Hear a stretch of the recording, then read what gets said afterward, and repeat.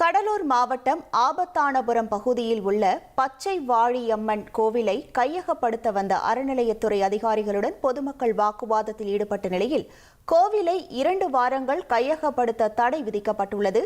இது தொடர்பான முழு விவரங்களோடு இணைகிறார் நமது செய்தியாளர் தேவநாதன். வணக்கம் தேவநாதன், இது தொடர்பான விவரங்கள். கடலூர் மாவட்டம் வடலூர் ஆபத்தானபுரம் பகுதியில் அமைஞ்சிருக்கு பச்சை வாழியம்மன் கோயில். பரம்பரை தர்மகாத்தாவால் இந்த கோவில் நிர்வகிக்கப்பட்டு வந்த நிலையில பார்த்தோம் அப்படின்னா, இந்த கோவில்ல பெருமளவில் ஊழல் நடப்பதாக ஒரு தரப்பினர் குற்றம் சாட்டிய காரணத்தினால அறநிலைத்துறையினர் இந்த கோயிலை கையகப்படுத்துவதற்கு சில மாதங்களுக்கு முன்பு வந்தனர். அப்பொழுது அங்கிருந்த பொதுமக்கள் வாக்குவாதத்தில் ஈடுபட்ட நிலையில காவல்துறையினர் அவருடன் நடத்திய பேச்சுவார்த்தையில சில கால அவகாசம் கேட்டனர்.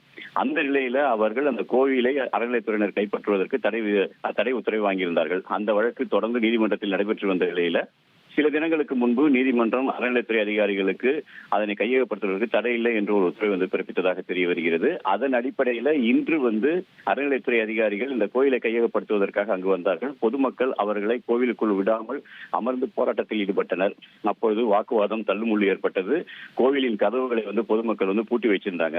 அதன் பிறகு தொடர்ந்து காவல்துறையினர் அவர்களிடம் பேச்சுவார்த்தையில் ஈடுபட்ட போது அவர்கள் தொடர்ந்து வாக்குவாதத்தில் ஈடுபட்ட நிலையில் 50க்கும் மேற்பட்டவரை போலீசார் கைது செய்தாங்க. இந்த நிலையில தான் பார்த்தோம் அப்படின்னா, இந்த வழக்கு இன்று நீதிமன்றத்தில் வந்தபோது அறநிலைத்துறை அதிகாரிகள் அந்த கோயிலை கைப்பற்றுவதற்கு மீண்டும் நீதிமன்றம் தடை விதித்திருக்கிறது. இந்த உத்தரவு உடனடியாக அறநிலைத்துறை அதிகாரிகளிடம் தெரிவிக்கப்பட்டதை தொடர்ந்து கடலூர் மாவட்ட காவல் கண்காணிப்பாளர் அனைவரும் இங்கிருந்து கலைந்து செல்ல வேண்டும், நீதிமன்றம் தற்போது தடை உத்தரவு பிறப்பித்திருப்பதாக அங்கு தெரிவித்தார். அதனைத் தொடர்ந்து தற்போது காவல்துறையினர் அறநிலைத்துறை அதிகாரிகள் அனைவரும் இந்த கோயிலில் இருந்து வெளியேறிவிட்டனர். இதில் கைது செய்யப்பட்டவர்கள் அனைவரும் இன்று மாலை விடுவிக்கப்படுவார்கள் என காவல்துறை தரப்பில் தெரிவிக்கப்பட்டிருக்கு. உங்கள் விவரங்களுக்கு நன்றி தேவநாதன்.